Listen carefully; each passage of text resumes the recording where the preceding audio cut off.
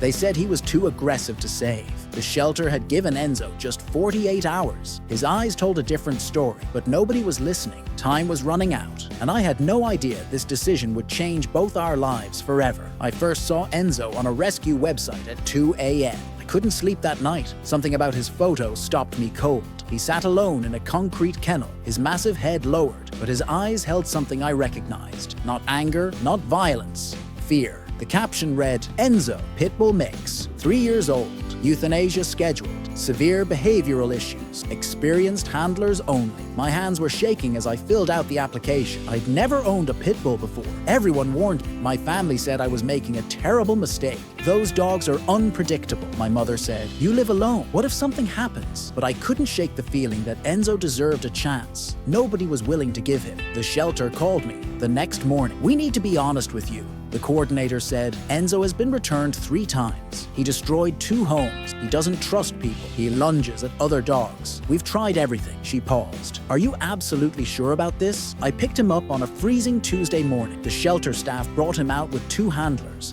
He was muzzled, leashed with a heavy chain, and his whole body was tense. When our eyes met, something shifted. His tail gave the smallest wag. Just once, that was enough. The first week was brutal. Enzo wouldn't eat. He stayed in the corner of my living room, watching every move I made. At night, I could hear him pacing. I slept on the couch near him, speaking softly, never pushing. I'd read somewhere that traumatized dogs need time, not force. So I gave him time. On day 8, everything changed.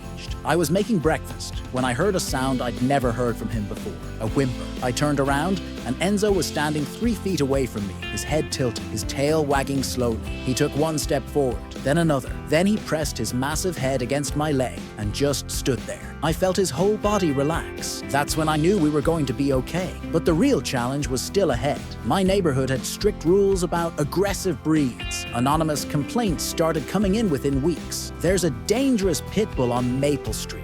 The Homeowners Association demanded proof of training, liability insurance, and threatened eviction. I was terrified of losing him. I found a specialized trainer named Marcus who worked with misunderstood dogs. "Enzo isn't aggressive," he told me after the first session.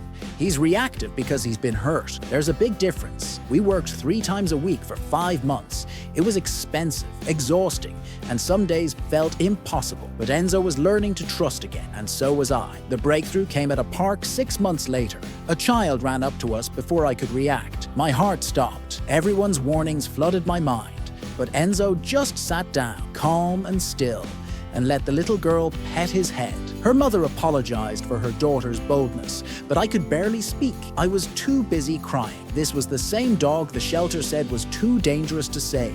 Today, Enzo is a certified therapy dog. We visit hospitals and nursing homes twice a month. Patients who haven't smiled in weeks light up when they see him. Children who are afraid of dogs learn to be brave because of his gentle presence. The same neighbors who complained now stop us on walks to say hello. Last week, a man told me, "I used to be terrified of pit bulls." Enzo changed my mind completely. People ask me all the time if I was scared to adopt him. The truth is, I was terrified, but Enzo taught me something important. Sometimes the things that scare us the most are the things that change us the most. He wasn't the dangerous dog everyone said he was. He was just waiting for someone to see him differently, and I'm so grateful I did. If this story made you smile, don't forget to subscribe, like, and follow for more heartwarming stories. Thanks for watching.